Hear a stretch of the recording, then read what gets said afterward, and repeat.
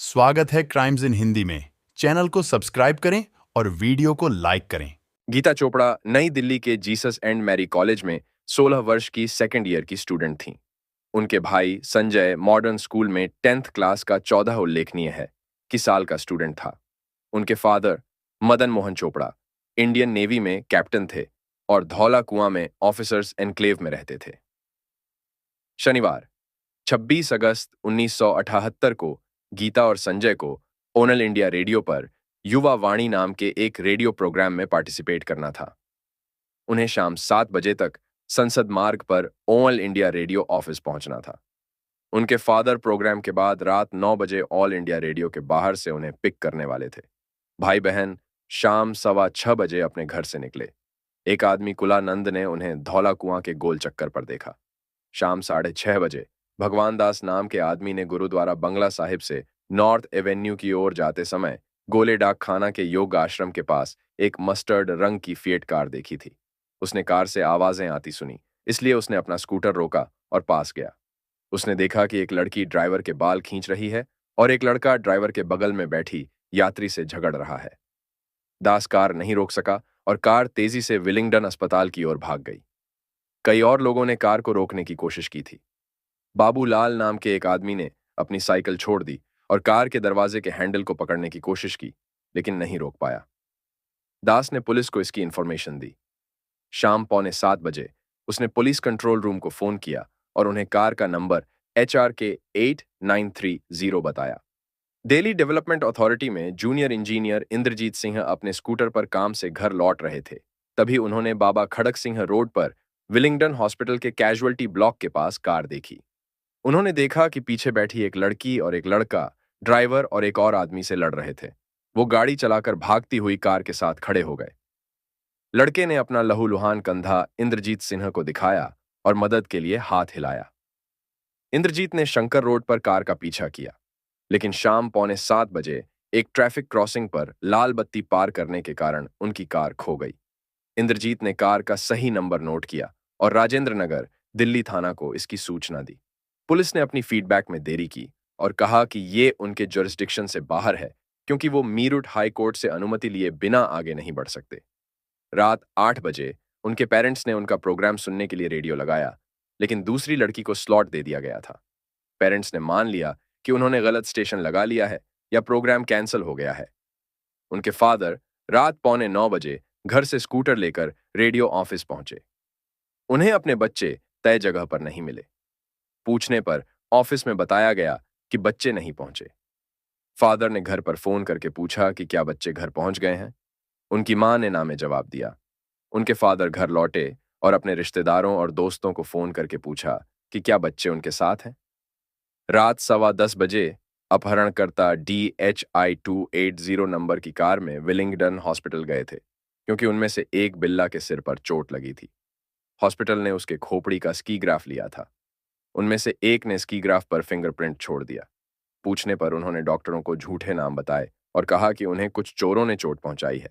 Hospital में duty पर मौजूद कांस्टेबल रणबीर सिंह ने उनका बयान लिया, जिसमें उन्होंने कहा कि उन पर बंगला साहिब रोड पर काली मंदिर के पास हमला किया गया, उनकी घड़ी चोरी हो गई और चोट लोहे की रॉड से लगी थी।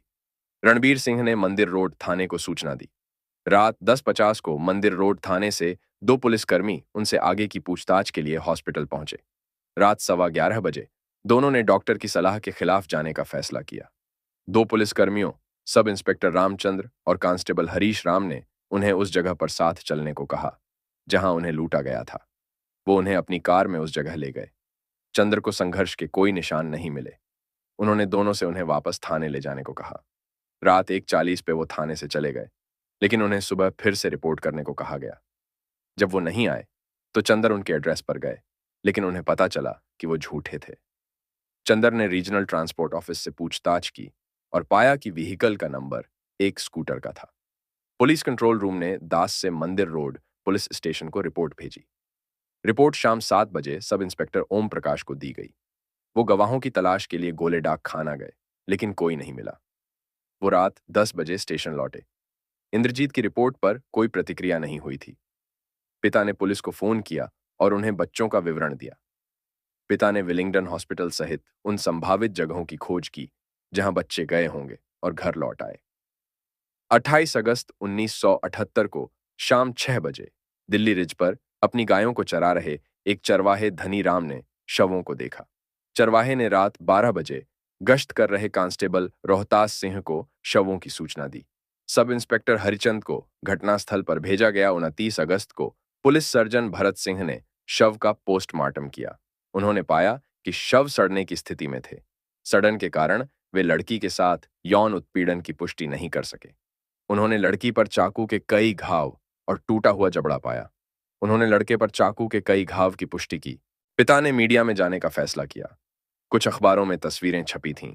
ऐसा ही एक अखबार देखकर MS नंदा आए और अपना बयान दिया। पुलिस को संदेह हुआ कि दोनों इसमें शामिल हैं। उन्होंने तस्वीरें प्रेस को जारी की और इनाम की घोषणा की। मुंबई पुलिस को सूचना दी गई। 31 अगस्त को अपहरणकर्ता वाहन से मिलती जुलती एक कार मजलिस पार्क में मिली, जिसका नंबर था DHD 7034। इसी तरह की एक कार के गुम होने की सूचना मिली थी, लेकिन नंबर था DEA 1221, इसलिए पुलिस ने मालिक अशोक शर्मा को बुलाया। कार को खरीदने के 6 सप्ताह के भीतर अशोक होटल के बाहर से चुराया गया था। शर्मा अपनी चाबियों से कार खोलने में सफल रहे। स्टीरियो और स्पीकर गायब थे। कार की सफेद ग्रिल को काले रंग की ग्रिल से बदल दिया गया था। बाद में इलाके में रहने वाले 2 गवाहों ने कहा कि उन्होंने एक आदमी को कार चलाते हुए देखा था और उसने उनसे रास्ता पूछा था। कार की जांच सेंट्रल फोरेंसिक साइंस लैबोरेटरी के जांचकर्ताओं ने की। कार से कई उंगलियों के निशान मिले, एक सिगरेट का बट और बालों के सैंपल मिले और उन्हें लिया गया। खून के धब्बे पाए गए।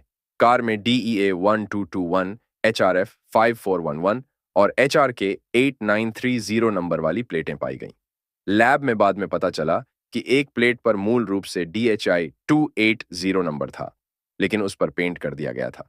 इसी तरह एक और नंबर DHD 3548 पाया गया। फर्श की चटाई से लिए गए मिट्टी के कुछ सैंपल उस जगह से लिए गए मिट्टी के सैंपल्स से मेल खाते थे जहां शव मिले थे। इस कहानी ने भारत में मीडिया का खूब ध्यान खींचा। प्रधानमंत्री मोरारजी देसाई ने इस मामले में पर्सनल इंटरेस्ट लिया। 1978 में दिल्ली में सत्ता में रही जनता पार्टी की इस मामले को संभालने के तरीके के लिए आलोचना की गई। वो इसके बाद हुए चुनाव हार गए।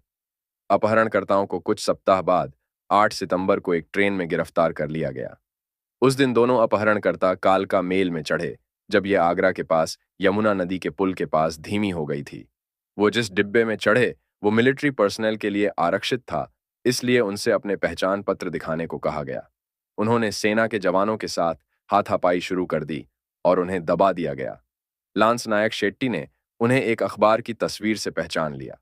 9 सितंबर 1978 को उन्हें नई दिल्ली रेलवे स्टेशन पर इंस्पेक्टर VP गुप्ता को सौंप दिया गया। उन्हें अलग अलग गैर आसपास की कोठरियों में रखा गया था। उनके बैग की तलाशी लेने पर पुलिस को एक कृपाण मिली। उनके कपड़ों पर खून के धब्बे पाए गए।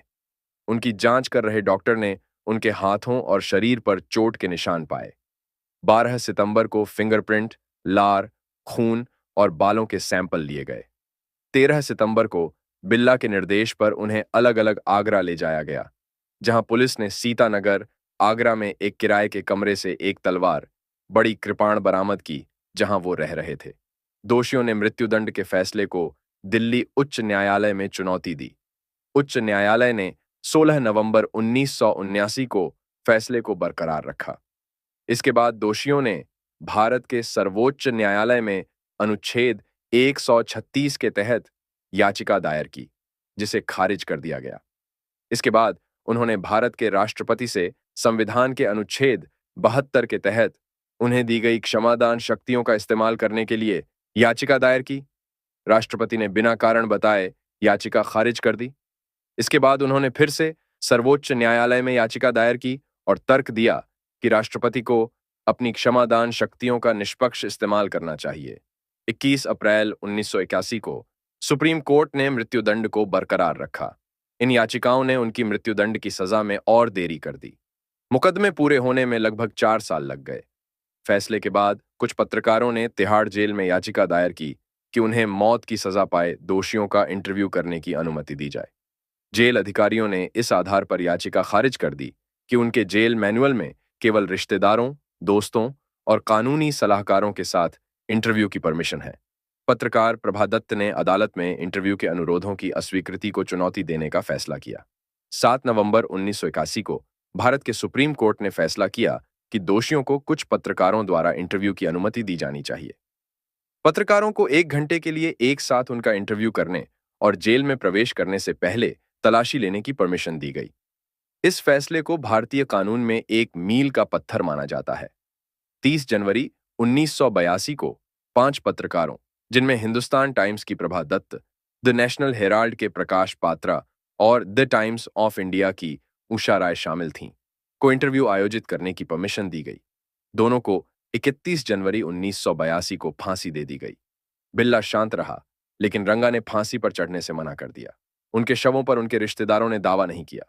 5 अप्रैल 1981 को बच्चों को कीर्ति चक्र प्रदान किया गया। 1978 में भारतीय बाल कल्याण परिषद ने 16 वर्ष से कम आयु के बच्चों के लिए 2 बहादुरी पुरस्कार, संजय चोपड़ा पुरस्कार और गीता चोपड़ा पुरस्कार की स्थापना की, जो प्रत्येक वर्ष राष्ट्रीय बहादुरी पुरस्कार के साथ दिए जाते हैं।